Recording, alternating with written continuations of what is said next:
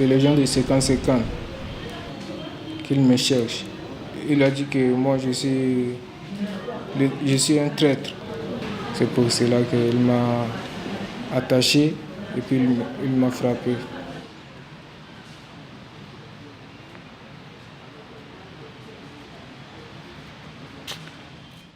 Je m'appelle Ahmed.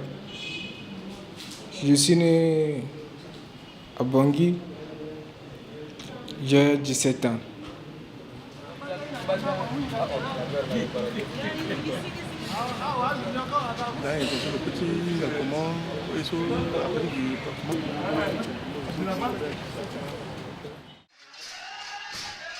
Au début de la crise, il a perdu son père de manière brutale. Il a été assassiné sous ses yeux. Donc il a rejoint un groupe d'autodéfense armée qu'on appelle 50-50. Pris de remords, il a décidé d'abandonner le groupe. Et dès qu'il a réussi à fuir, la gendarmerie sur place l'a envoyé dans le service en question qui est la brigade territoriale de Bangui.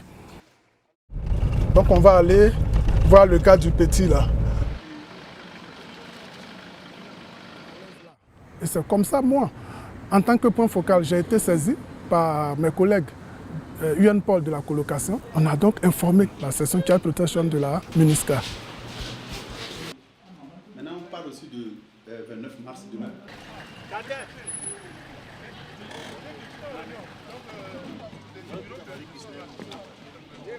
Nous servons d'interface entre la MINUSCA, le Child Protection de la MINUSCA et la police des Nations Unies. C'est-à-dire nous représentons la police dans toutes les structures de protection de l'enfant. Nos partenaires privilégiés, c'est les forces de sécurité intérieure.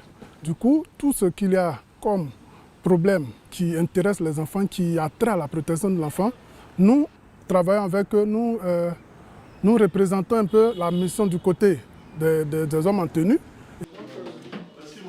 Sur place avec les forces de sécurité intérieure, quand on est avisé des cas qui nous sont rapportés par nos collègues qui sont en colocation, nous faisons le suivi. Nous suivons le suivi et puis nous rapportons ces cas-là à l'unité Child Protection de la MINUSCA qui, à son tour, informe d'autres partenaires, soit pour action, soit pour des prises en charge.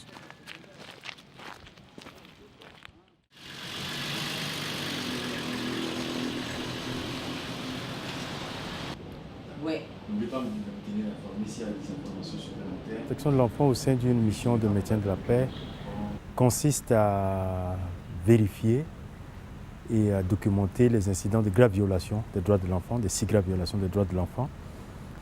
Il y a les cas de recrutement et d'utilisation des enfants par les forces et les groupes armés. Il y a le cas des meurtres et des mutilations d'enfants par les groupes et forces armées. Il y a le cas d'enlèvement d'enfants. Il y a le cas récurrent de viols et autres violences sexuelles à l'égard des enfants. Il y a le cas des attaques contre les écoles ou les hôpitaux, parce que les écoles, les hôpitaux, les églises, les mosquées sont considérés comme des sanctuaires. La dernière violation, c'est le déni d'accès humanitaire. Au cours de formation avec les UNPOL, on les amène à mieux comprendre et à cerner qu'est-ce que c'est que la protection de l'enfant, pour qu'ils puissent nous aider à faire le monitoring et le reporting des incidents de violation des droits de l'enfant. Et s'il y a un doute, il faut considérer la personne comme un enfant. Je ne vais pas le mettre à lui porter des coups, mais je dois me rappeler qu'un jour, à une formation, on m'a dit que dans des situations pareilles, je dois faire preuve d'humanité. Patrice, bonjour. Bonjour. Bonsoir. Bonjour. Donc si l'éthique n'était pas payée, l'évaluation de la situation sécuritaire nous a permis de comprendre qu'il ne pouvait être en sécurité qu'en dehors du territoire national. Donc c'est comme ça qu'on est en train d'entreprendre les démarches conjointement, de manière coordonnée avec les autres partenaires, pour que cet enfant-là puisse avoir tous les documents qu'il faut et qu'il puisse être relocalisé pour sa sécurité.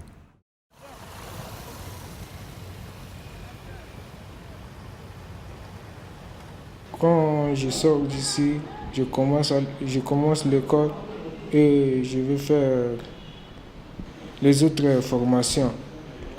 Même si c'est la formation de mécanique, de menuisier, de chauffeur.